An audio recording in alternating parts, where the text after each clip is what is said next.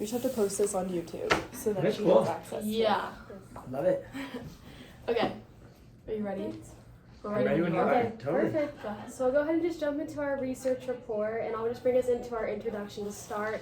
Basically, after our first meeting, we compiled all the information that we got for the meeting and put together a successful plan, we believe, in our eyes, about background information, so then we can dive into campaign ideas and go into different ideas. And overall, we noticed like the issue we were talking about most was defining local and understanding the communities around here and how they're important to the Downtown Boise Association. So overall, this report is going to provide some background information on the company and then go through those different aspects of the company, context, your competitors. I know you briefly looked through it already, but just we're going to jump into that. Excellent. Looking forward to it. So yes, again, the sections will be the context, the company, competitors, customers, collaborators, and then we'll do an overall analysis, which involves a SWOT analysis. Perfect. So to jump into context, we're going to first go over like the issue overview, which we talked about during that was defining local. And after doing some research, what is most commonly defined as local would be a company or store that operates in a specific neighborhood, town, or city, serving the needs of people who live around it or nearby it. So in regards to downtown Boise, that would be people who live in the Boise area who are closely connected to Boise. So that could be branching out a little bit towards the outskirts of Boise. It's just kind of personalized, catered to you. But as long as it's just that operates for this community, it can be defined as local. And another aspect of defining what local may mean is that it's often typically a small family-owned shop or a large establishment with multiple locations within the same city or town.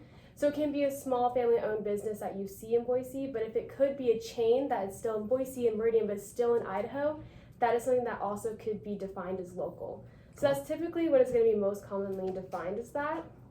And so then moving into, after defining local, we go into economic and the personal benefits of understanding local, because in order to define it, there's also a deep understanding of what it means too. So overall, like for every $100 you spend at a locally owned business, 68 will stay within the community, and the same amount is spent, only 43 in a chain. So you have this like extra money that can stay within your like area within Boise, so that you're able to have the economic benefit of that money can go towards staying within the community and upgrading the community and having personal benefits for Boise.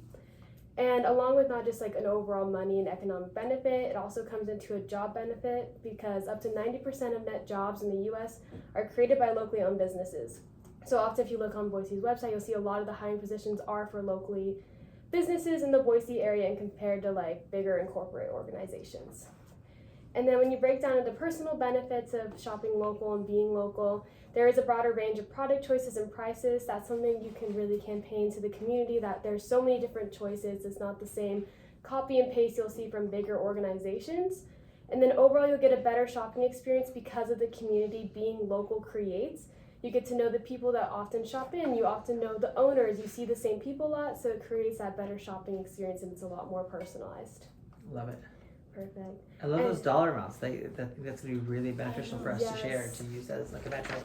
Yeah, it's a Cool. crazy amount you never really would realize. Yeah. Like it really is that much, and over that time, if you just click that 100 over and over, that 25 adds up a lot. So then it moves into, you're good. It goes into then the branding idea of local. So after defining it and understanding it to a deeper level, there's the idea of branding. And so you can come into like almost like a branding disconnect, not fully, but the idea of like making sure that this word local and this idea of local can be seen within the organization. And so it's understanding like branding, it's not just a physical feature, but it also creates like a brand awareness of both like a feeling of the brand identity and actual words of like having this local idea. And so when you're going into branding, it's important to realize that there's many different aspects that go into this. I do list those out under effective branding, the uniqueness, strong values, authenticity. So there's a bunch of ideas that you can think about when you're wanting to figure out how exactly you want to brand this idea of local. So you see the word local maybe in the mission statement, so then you could add to it. Or when you're on the social medias, you see local business. Like you always see this word over and over, that when you start to see it, you can then create this feeling of being local. Great. So that sums up context. All right, in the company, obviously you know your company, you're working here, and you know this place. Sometimes. But you guys are a nonprofit, and you know you serve the businesses in this area and the people like me that come and visit. Your mission statement is downtown Boise is a place to explore, find a new adventure, spark creativity, make connections, and be a part of Boise's vibrant culture where all are welcome. We think it's a great mission statement. And the people you serve, just the business owners within the BID and outside, the ones that, choose to do a membership or whatever, and then the general public, residents and tourists and students. And then some of the products and services, we have like your maintenance programs, cleaning up the streets and whatnot, and then event production, just how involved you guys are with, producing different events to get people coming downtown, and then obviously the marketing and promotional side of all the businesses that you guys help out with promoting and marketing. And then that moves us to the market position of you guys. With how small of a team you guys have and how much stuff you guys do, that's definitely a difficult task to run everything, and kind of makes you guys really unique. But like compared to other, which we'll go into it, the other competitors, like different downtowns like Indian Creek Plaza and whatnot, we think you guys are sitting really well, especially with how many people are coming downtown and all the growth that's happening here. So we want to look at I'll talk about your media. So we did a little bit of a media audit on your social medias and just different channels you guys have.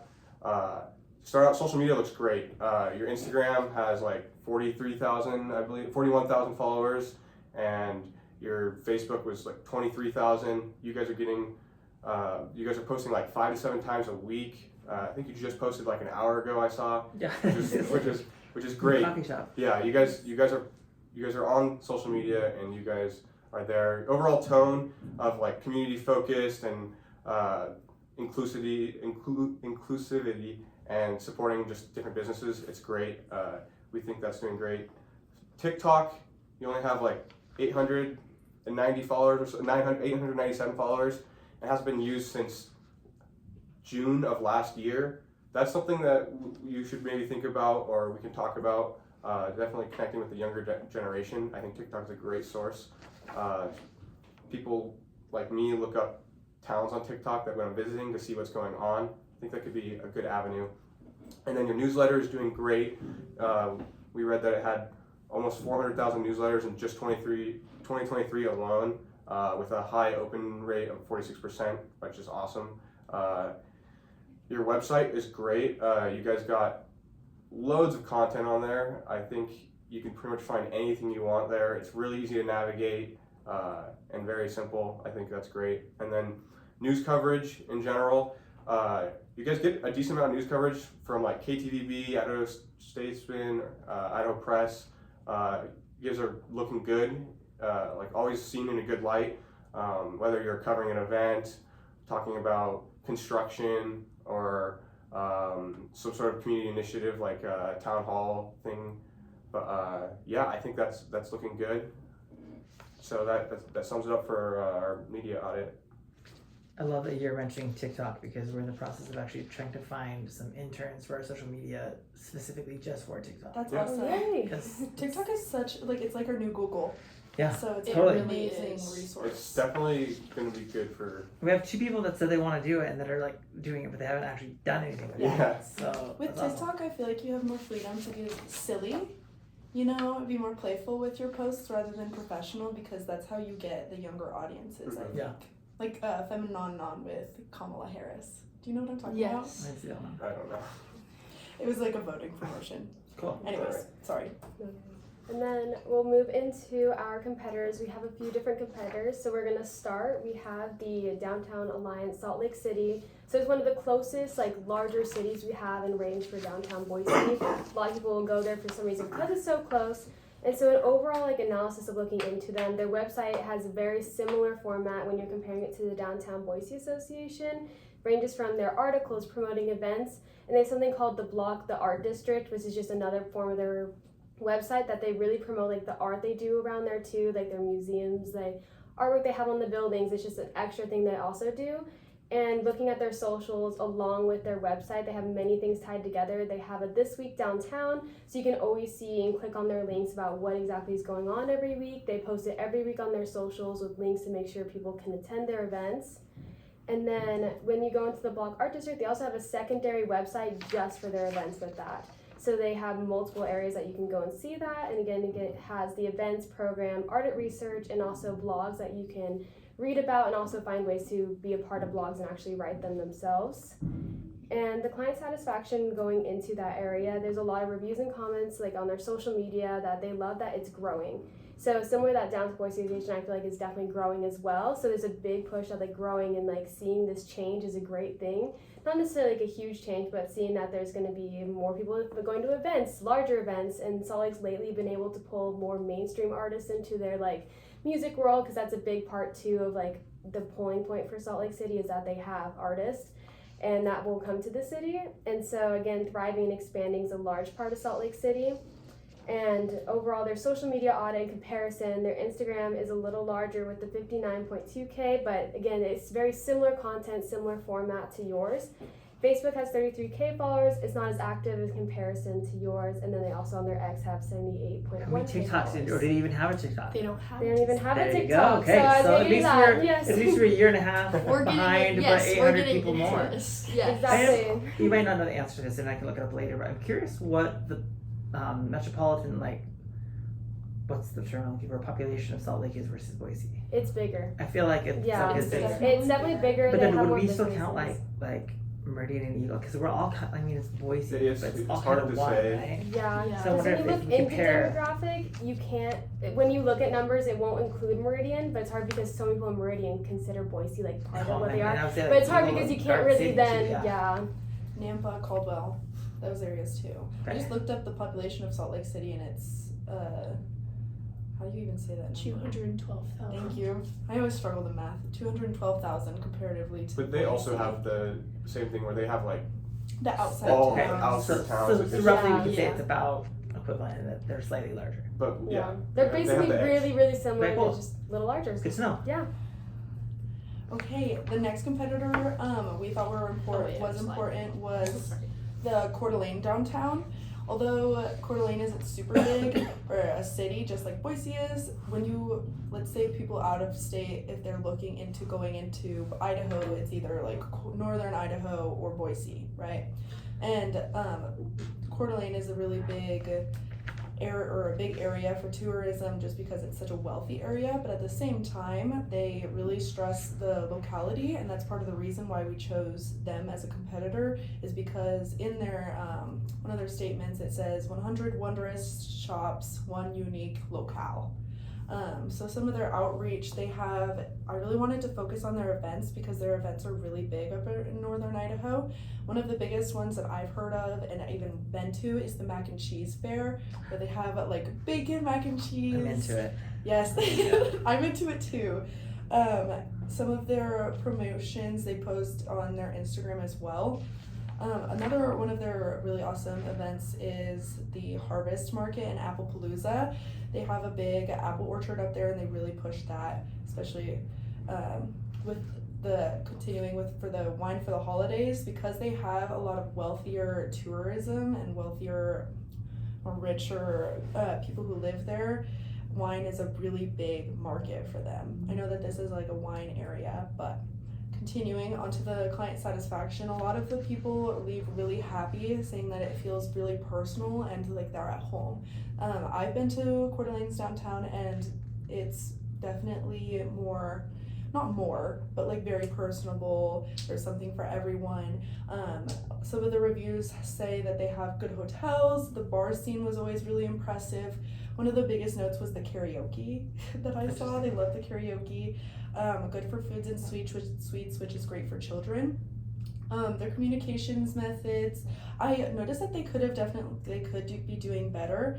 So they do have outreach on their Instagram, but they only have 90,000 followers comparatively to yours with 41,000. But their Facebook is much better with the 18,000.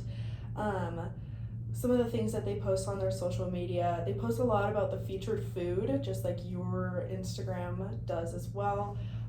People enjoying the downtown environment. They always post pictures of people smiling and laughing. Yeah. It's like a Shutterstock image almost. They are always trying to reach people within the businesses personally, and with that they have their like email and their phone number available on their website, just as you do as well. And then more social media, they don't have TikTok, so you're doing well on that one, but they have their website, an email, newsletter, YouTube, and like I said, a posted phone number. I bet their hardest problem is just people trying to figure out how to spell Coeur d'Alene. Coeur d'Alene. Because I had to look it up I'm a looking couple at it a times. dozen times. I'm like, that's still, like, I swear I've spelled this like my whole I life. just- I CDA. typed it Still like looks 3 different. times. It still looks wrong. It always, ugh. I just put CDA, and then I edited it later. All right. So one of the next ones we are focusing on is the Village at Meridian. Obviously, these guys are very different compared to you guys. Just the Village is just like almost feels more like a shopping complex in a way. I think to a lot of people, they still have some like food and like movie theaters and stuff, and maybe a bar, or I guess it would probably be like a bar and a grill, but. I think it's important to still look at what they're doing, because you got to think about the people that are living maybe in between the Village and Boise. So where are they going to go on that Friday night? Like, are they going to go to the Village, or are they going to go to Boise, or to the downtown Boise, right? So just looking at them, they got like 119 businesses, and they got like a whole fountain and everything. They do events, but they don't do as many as you guys do. So. They have a few a year. I know in the winter time they'll do some festivals and whatnot, but their events are not as popular as down here. And then if we look at the reviews, they have decent reviews, about 4.6 star rating with 9,000 reviews on Google. Most of the time it's positive. The worst thing I saw in there was just the traffic that area brings. I know Eagle Road, like most of the time people don't want to drive Let's go there today. that area. It's so far out of the way, especially for people commuting from Boise. And that's a big negative that they receive, even though they can't really control that. But and then their communication methods, just in comparison to your guys', like their Instagram is 32,000, and their Facebook is 40,000. So they got more on Facebook, which is interesting to see. And their Instagram has a little less. They post a couple times a week about just different things, different establishments maybe. They don't get as much views, I guess, or likes. And their quality of posts are definitely not as great. They don't have a TikTok, unfortunately, and they do have a website. Their website is not as good as your guys's. Their information's kind of scattered and it's hard to find. But it's also very different, as they have a bunch of businesses that they're kind of just throwing on there and having less events and whatnot. So that pretty sums it up for the Village. And then finally, the last one that we talked about was downtown Caldwell, which The is hometown. So I'm curious to see what you have to say. Oh, okay. Well, it's the Indian Creek Plaza is the one that like I mainly focused on, just because it is kind of known as like the center of downtown Caldwell, and it's becoming really popular in the terms of like holidays, specifically because they do have their big holiday light show and their ice skating rink. But they also have events such as the Farm to Fork Farmers Market. And they also have like brewing events downtown too. Similar to downtown Boise, they do have something called Tuesdays on the Creek, which I thought was almost the same as First Thursdays.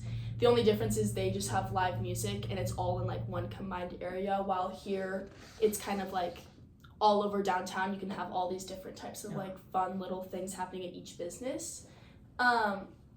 And they also do have a pretty good rating amongst client satisfaction. They have about like 2,000 Google reviews and a 4.7 out of 5 stars, with lots of people commenting on how they love just like it being more of like a plaza, and they love the packed calendar. They do hold about 200 events every year, so they do have a lot going on. And they also love the creek that they have along the side of the plaza, and the many food options. And the plaza does have a strong following amongst its Instagram and Facebook. They have about 27,000 Facebook followers and 14 on Instagram. But where I really saw them lacking is they don't have any really sort of like opportunity for email outreach or newsletters, which I do think would have been beneficial to them, but it also makes here like a stronger competitor because you guys are hitting a lot more different ways to like reach out to other people. They do collaborate with Downtown or Destination Caldwell, which does do a lot more of like newsletter and outreach, but it's not their own, I guess. Sure. And so they're not really working as hard to like let other people know. It's just mainly a social media poll. Cool. Yeah. And then we did kind of a like social media graph to show you guys. So you guys do have the most social media platforms. I know. You guys have the most social media platforms ever, like out of the group. Good on you guys. And amongst the competitors within Idaho, obviously Salt Lake City's bigger, so they do probably seem to have a little bit more of a following. But out of the people within Idaho, you do have the highest like follower counts and engagement. But you can barely even see YouTube. It's a tiny little orange line down there and the tiny little TikTok at the bottom. It's just like they're being underused compared to your other accounts, and we think there is a possibility for like a demand in those. Cool. Yeah.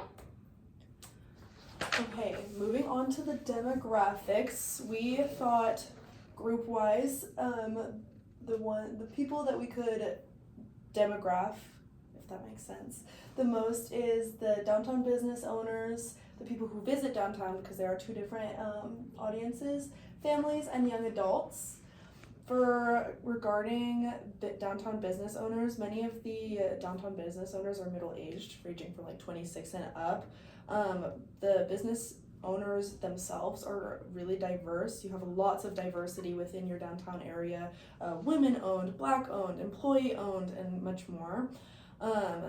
The location, the businesses are located within the BID, obviously, and have the associate member boundaries in downtown Boise. And different than Indian Plaza, it's not a plaza. It's just like Parker said, it's in everywhere. There's something for someone everywhere. Like there's different areas. Regarding employment, they are employed by downtown, but the businesses themselves employ and have to pay that membership fee, just like we talked about in our last meeting, to be in the downtown area. Regarding races, the biggest race within Boise is obviously white population, but the next biggest population is your Hispanic population. I think it'd be really cool to utilize that population. Even though it's only 13%, it's constantly growing. And it was just like Hispanic Heritage Month, there could totally be events that we could utilize that with, because not to stereotype, but oftentimes within the Mexican culture, people are really, really proud of their culture and they love celebrating. They're out all night, whatever. They love dancing, all of that, and that could totally be utilized. Within the psychographics, we have the values with the business downtown owners, they really value providing safe spaces for the consumers, affordable, honest businesses, community-based, and more, just like you were saying, you want the businesses to be local. They like the community-based, which is sort of similar to the locality. Within the business owners, they are often interested in a lot of different types of things, right? Because this is such a diverse area. You have record stores, dessert options, theaters, high-end shopping, low-end shopping, high-end eating, and then you also have like other food businesses. And then moving on to the next customer group, we have the people who visit downtown, separated from the business owners. A lot of the people who visit downtown are families, but it really is a massive, wide range, and that's why we really wanted to, just like you, focus on the locality and make it downtown a diverse area for everyone, so something for everyone. Like I said in the last little slide, this is a predominantly white area, but obviously, like I just said, BDA's target audiences have all races in mind to keep everyone happy, everyone included. We can't exclude one group just because there's a lower percentage of that population in Boise. Location wise, the customers in the Boise area are BDA customers as well as outside towns, and that's why we chose the Village as your competitor, Indian Plaza, and also Nampa Nampa, Stars, like all of those outside towns. Oftentimes I'll talk to people who live outside of those towns and they'll come to Boise for shopping, for eating, for events, concerts, all of that sort of thing. The workforce within Boise is about 400,000 people, and for average wage it's like 20 to 25 with an education, owning a business. And regarding psychographics, a lot of the people who visit downtown really prioritize the inclusion, just because that's becoming such a big topic within our generation as well. The affordability, proximity, and also like being able to meet people like them is another really important thing that's not on there. The personality of a typical Boise personnel is very eclectic, just because this is such a diverse area with so many different people, so many different ideas, religions, lifestyles, like marital statuses, all of that sort of thing. But overall, the personality of a Boise downtown person who visits downtown would be probably white, middle-aged. And then a lot of their interests is the range from, like I said, it's all so diverse, but there's interest in athletics, inclusion, LGBT rights, all that sort of thing. Art, political ideals, just because, you know, the Capitol is right over here, the political ideals can probably get mixed in within downtown often. Like, what am I thinking of? Like protests. Like I know that there's been protests here. Communication methods. Downtown Boise Association has a lot of ways to reach them, such as an email list, social media, right, with your LinkedIn, YouTube, emails, phone numbers. There's also the contact us link within your posters, and you have QR codes, which I think is super awesome because, like especially the younger generation, they love something visual, something that'll just connect to their phone. So the QR code is something I didn't see in other websites, so I loved to see it within your communication methods. And then moving on to the families, that is one of your bigger demographics. So, or not demographics, groups of people that come downtown. A lot of the families in a four-person household make about $98,000. That comes from City of Boise, but it was pretty recent, within 2004 or 2024. 79% of families that make up Boise, Idaho are also white. Continuing, like I said earlier, the next group is Hispanic. Within the northeast areas, that's where predominantly the white people live, and then I think it was northwest is where predominantly Hispanic people live. And then regarding employment, it's found that traditionally in families, the guardians have job while the children go to school. I feel like that's kind of obvious, but within the employment, most I think it's about 40% of the people or the guardians of the families have education, and that's important as well within their own employment. Ages, obviously you have to be old enough to be a mommy or a daddy, but the biggest age group is 20 to 50, but the most averaged ages for parents is 20 to 29. With the marital statuses, 54% of families are married, leaving 46% of families not married. And then you see the graph down there. I think it's really cool to put this into just an ideal. You can see it in front of you. And then moving up to the psychographics. Many of the families in Boise love to attend family-friendly events, valuing time that they have together outside of their normal environment. You know, they're not just at home watching TV, they're downtown Boise. A lot of the concerns that parents do have is safety, well-being of their child, and child-friendly features. So making sure that the roads are safe, That's one issue that I know parents run into is their kids just running into the street. Attitude-wise, most of the attitudes of the families in Boise are based on like emotional factors. So feeling of nostalgia. A lot of families or parents grew up here in Boise, so coming down here can be very nostalgic for them and be like, oh, that used to be a parking lot and now it's a huge skyscraper. The feeling of love is really important with their family. They really want to generate the feeling of connection within their family. Like I said, you're not at home, you're not staring at a TV, so this is like a really good opportunity for them to make connections with each other, also like memories, and have the kids form nostalgia of their own so they can come back when they're older and be like, oh my gosh, I remember when I attended this event when I was just 4 or something. Another thing is security, just making sure that it's a safe area, like no homeless people, which is such a win. That's what I love so much about downtown here, is that there's not as much homeless people. Within the interests, parents are interested in how something can make their lives easier and improve the well-being of their family, especially with kids. Parents are always looking to make their lives just a little bit easier. So, moving on.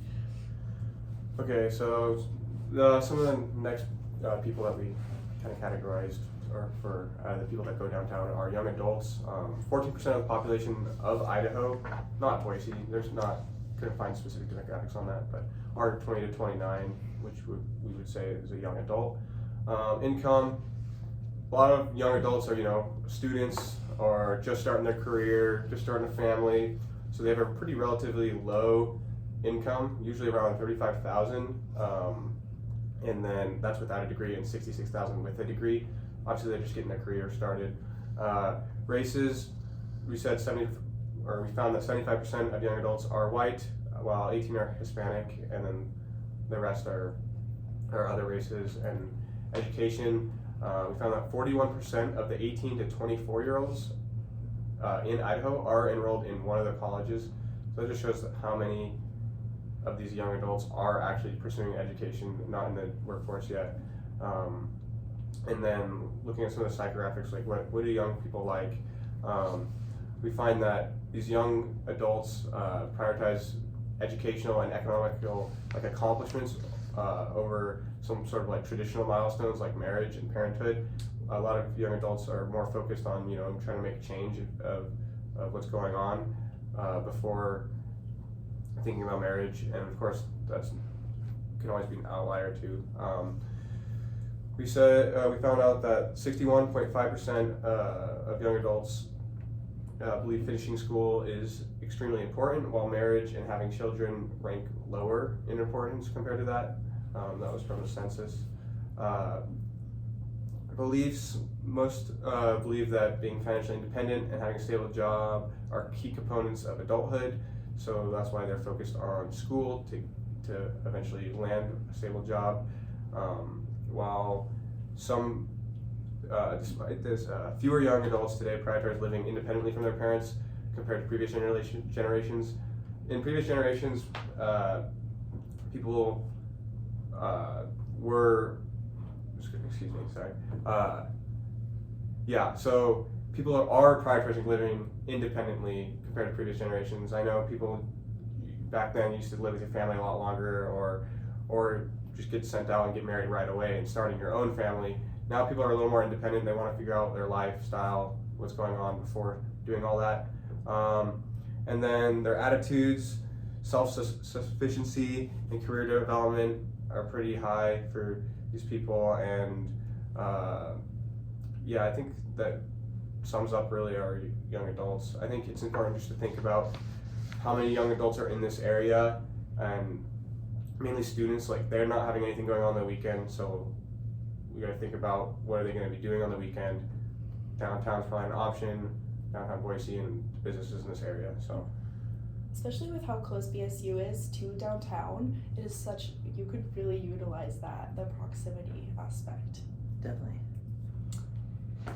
And then collaborators. One of them is obviously the government. You guys are funded by them through the 501c6 corporation fund that is given to you guys to manage the downtown Boise Business Improvement District. And then alongside that, they also just like help you guys out when it comes to like maintaining the cleanliness and like things like that, because you guys kind of work together in terms of like keeping this area as like a clean and safe place. And then the city of Boise also is one where you guys not only like partner on like making Boise as a whole like a better place and like a thriving community, but you guys also partner on events like the Boise on the Block, Alive After 5, and things like that, because a lot of your guys' like events kind of overlap or like need people to join to like do it, and so you guys are kind of working together in a sense. Same with Visit Boise. I mean, you guys both have like a common goal in mind, which is having like visitors come in and having people enjoy their time here. And so you guys definitely do like list each other as key partners on each other's websites, but you guys also just work together when it comes to like promoting each other's events and collaborating on different events here and there. And then Boise State, obviously, I mean, you guys work with students and their classes, I mean, this class being one of them, and you participate in other sorts of like courses here and there. And you guys also offer like student internships through our like internship programs at school, which provides students with that real life experience that I think a lot of kids are wanting. And then Boise State also does promote some of your guys' events on their own newsletters, like letting people know that there are things going downtown. But I do think Boise State could do a better job at promoting you guys the same way you may be promoting us. Awesome. Yeah. So we did a SWOT analysis-based analysis on kind of everything. So that goes through your strengths, weaknesses, opportunities, and threats. We're each gonna cover one of them. Do you think is now every time that we can take a quick break? Yeah. Yes. Yes. That's totally fine. I was like, Let me pause No, this you're very totally quick. good. also if anybody like there are sodas and like Glad we took a little break. yes. Thank you, I appreciate it. Okay. So ours is SWOT based, so it's strengths, weaknesses, opportunities, threats. Some of the things that we said were you guys' like key strengths was that you guys cultivate like a bright, welcoming, like clean, safe, and like vibrant community. And that 92% of your area is locally owned. And that kind of like shows the importance of like small businesses can thrive in a big city. And then along with that, it's like your exciting events and the things you guys do here in the community are key strengths to your guys' success.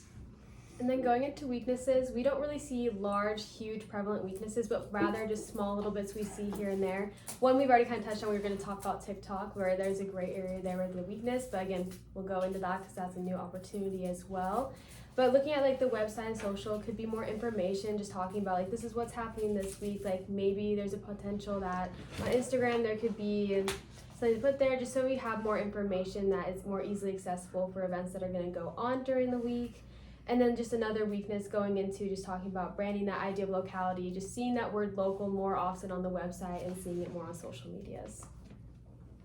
Yeah, then opportunities, just if local is something that you're interested in, then emphasizing that and maybe adding that to part of your branding. And then, maybe revising your mission statement if you're wanting to add local to that, if that's something you're really interested in, and then using different like social medias like TikTok to get to that younger audience would be a huge opportunity. But that's really it. Threats. Yeah. Yeah. Regarding threats, I think one of the biggest threats could be your competitors, especially in this local area, that being the Village and Indian Plaza, especially getting close to holidays. A lot of people are going shopping, a lot of people want to go to holiday-based events. Another thing is the consistent construction in the area, and I know that you've already mentioned that, but it makes the area really crowded and often steers people away from visiting the area. Next is just the weather. I know the weather is like out of your guys' control, but there's definitely ways that we could turn it around, make it a fun thing. And then lastly, we don't know what your funding looks like, but you could always use more money. So Amen. we just put a lack of funding from a federal board. Moving on to the SWOT analysis. I know you didn't know what a SWOT analysis was when That was we your emailed. SWOT. This is I'm Taos. sorry, TALS. Doesn't Thank say. you guys.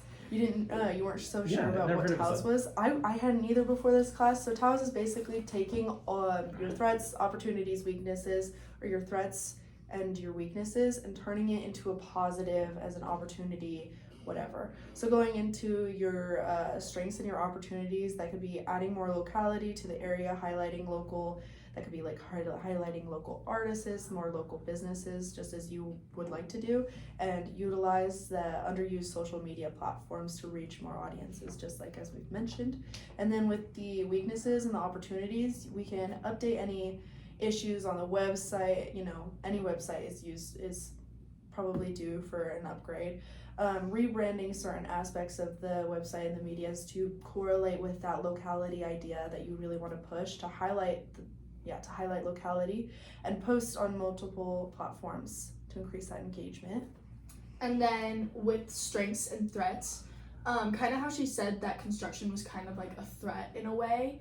We thought by taking your guys' like construction and using your strengths with like your engagement and your social media to acknowledge the construction in more of a positive light by like being like, these are the changes that are happening, and get people more excited about the changes rather than get people like down about the changes.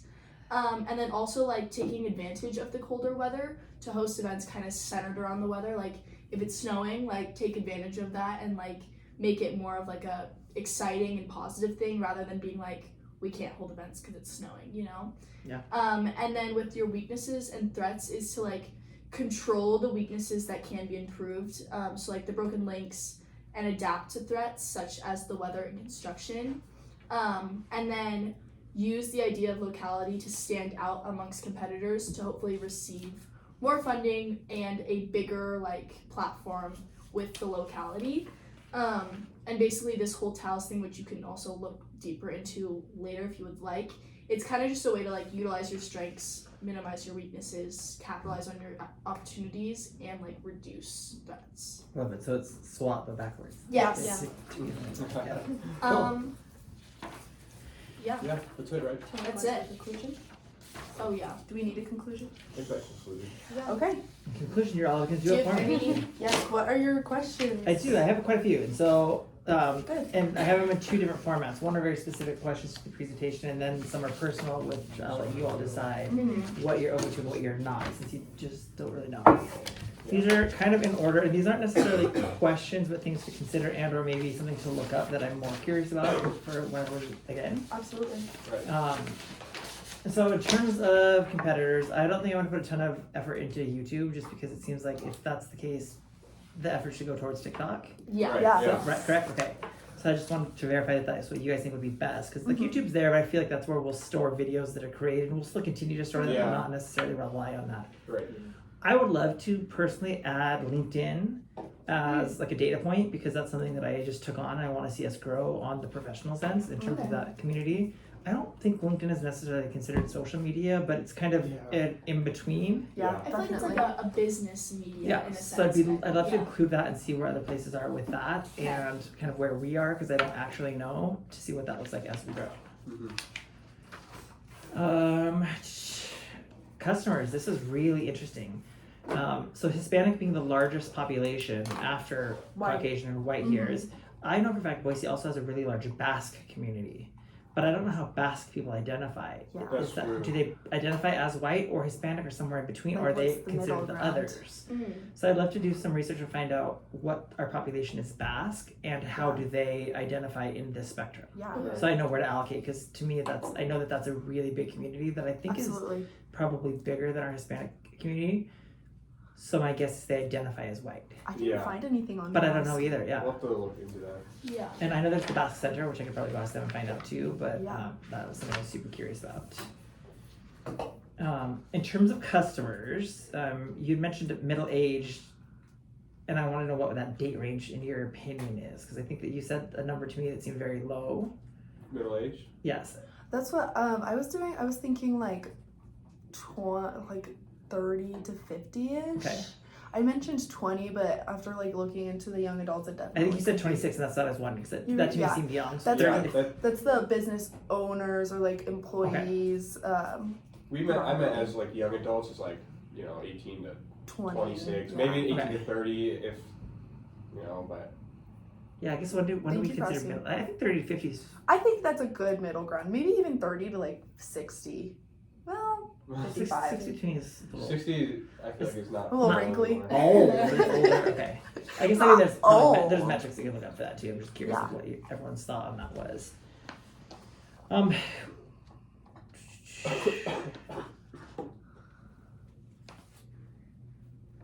You mentioned something about parents and that aging from 20 to 29. That's the biggest. Does that mean for area. first time parents, or because like once you're a parent, you're kind of a parent Yeah. for the For rest life. of your life? It does is that, the first Does time that mean parent. you become a parent for the first time within 20 to 29? Yes, like that's when when families are predominantly having their first child and growing their families. That's when most women are getting pregnant, 20 to 29. I should have been more specific. Gotcha. And then I was really curious because you said you thought this was like a great statistic, and this I kind of find to be super alarming. Is that it's only 41% of our 18 to 24-year-olds are in school. I would have assumed that was way higher. Yeah. So that to me means Yeah. almost 60% of our 20 to 24-year-olds aren't Yeah. in any type of school. One thing that I've found is a lot of people our age are really not finding college as important anymore. They're like, oh, I'll just get educated on my own, or college is stupid. Just having that outlook. So maybe educationally wise, before they get into bigger education, like BSU, university level, informing students while they're still in high school, this is how you can benefit, because college used to be so big, so pushed within communities, and now it's like, oh, you're not going to college, you're just working throughout your whole I life. would guess. That's just like so in my normal generation, now. I would guess that would have been 80%. Yeah, that's what I was Because saying. that was It's just- definitely a that's lower That's just number. what you did, yeah. Is you either got married and worked to work on the family farm, or Went and got an education. Yeah. I also so that is think, from 2017 though, so maybe Yeah. it's a couple years old too. I also think that maybe I know there's a lot of people here from the Idaho area going to Boise State or whatever, but I think there's also a huge demographic of people from outside the state that might not necessarily be as easily part of included those in those demographics. demographics. Yeah, that statistic was hard to find specifically in Boise, the amount of young adults that are in college. I can look up Boise State's obviously how many students they have and whatnot, but that was based on 2017 of just of young adults in Idaho. So it could definitely be different, and then you gotta also think about the people that are. But I mean, you look at rural communities, there's a lot of people that don't go to school. That's Yeah. true. It's So, because there's so many people from California, Oregon, go Washington that might not necessarily be immediately included as college students in Idaho. Yeah. Because I'm not listed as a Idaho resident here because I'm not from Yeah. here, but I go here. So I don't know. Cool. It also Yeah. could be part of that. I'm curious because that to me is two different kind of marketing components. Then is the looking at the 60% who aren't in school and the 40% who are two Absolutely, very yeah. different things. Yeah. But Especially the people who aren't in school, they probably have marriage or have had kids definitely a little bit earlier than people who are in school. Because I know personally, I do not want a child while I'm in school, or I do not want to get married right now while I'm in school. things that I love the recommendation about the Instagram upcoming events. I've already started that, and I'm gonna have my team start working on that this week. I think that's super Perfect. easy and it's Yeah. great. And one thing I'd ask as a favor, if you found broken links, if you could send them to me, because I will. Yes, I saw. that means I one, yeah. literally we don't know where they're at, and Yeah. that's something new for me is the web development, and that's my least strength. And I feel like our website's great, but it's a platform that a lot of downtown businesses use. Right. That they present as this. It's a company that sponsors a lot of downtown businesses. Right. So I think there's probably 30 different downtown associations across the country that use the same website company. Yeah. And so I think things get if you don't know that, they just sit there forever. Lost And in translation. so I'd love to either update or get rid of some of those. I think that's good. Absolutely. And then coming up with how to continue to brand that using a hashtag logo or whatever that continues to be, I think is great, and we'll definitely do that. One thing, and I don't know exactly what this means for any of us, but one thing I would like to try to think of is how do we turn our competitors into collaborators? Because I don't want to think of I don't want to think of them as competition. Right, Yeah. exactly. That's how can we we're not use trying to the steal their competition? audience. There's lots of ways we could all do things better together. Yeah. But how do we? I am thinking immediately the village you mentioned was wonderful because it's gosh, targeting and just maybe doing some advertisement in that area between as here's what we're doing in downtown might be just the smallest thing, just the way them to come this way. Yeah. But then I think of Indian Creek, like I think that's such a drastic difference. Yeah. That maybe I guess this locality would have to figure out what is the difference between a competitor and a collaborator, and when is the right time for both of those. Yeah. So those are the general presentation questions and things for you just to think about, or to like let me know if you learn anything. I think competition can also be good. I think so You too. know, I think it can Yeah. push your brand to be a little bit more creative in ways that you wouldn't prior to having competitors. Just like thinking about things that other brands are doing, you know, that Nice. sort of thing. So should we end the video and? Let's keep it going because I have some things I still want to Okay. talk about. Oh, So I know. if you're Yeah, open to no, you're good. if you're open to things about the presentation, Yes. Oh, as yeah. a former pitch coach, this is just a personal like nuance thing that's annoying that just takes practice. It doesn't bother me, but I ping it every time. Is the use of you guys or like anything as simple as just saying you all or everyone. Just the non-gender neutral term is if you're in a panel that has, if I had a female coworker in here and you said you guys, that feels as though you're only talking and presenting to me. Yeah. So using a gender neutral term when you're presenting to a broader audience, So and that's changing it. part of just a lot of like, not only the terms of like diversity, equity, inclusion, like that marketing of that. It's just really being open to presenting to everyone. And using terminology that represents everyone. Like a lot of So people you too, all. like if you're presenting to a group of like women, some people will say girls or gals. It's like no, they're women or they're adults. You want to show everybody that like sign of respect that So, like like, you addresses all. everyone on a professional level. And guys is like a casual gender specific term. Yeah. So I always just say you all, it's like, Yeah. or everyone. I say everyone here, you know, and just to keep it simple. Yeah, I think And then it's it something makes out of it- habit that I definitely can work on because I kind of just say that and it's like I'm not meaning in Totally. a certain way, but it's just I think those are the differences that turn a pitch from like good to great. Yeah, and yeah, then polish it. And then the Of second course, one you yeah. just did again, I was gonna say is always, and this is for me, it's yes versus yeah. okay. Yes. So and it's hard, it's so hard, but you tell yourself every time you say it, like I gotta give myself a quarter, and you'll catch yourself and start doing it. Yes is definitely more affirmative.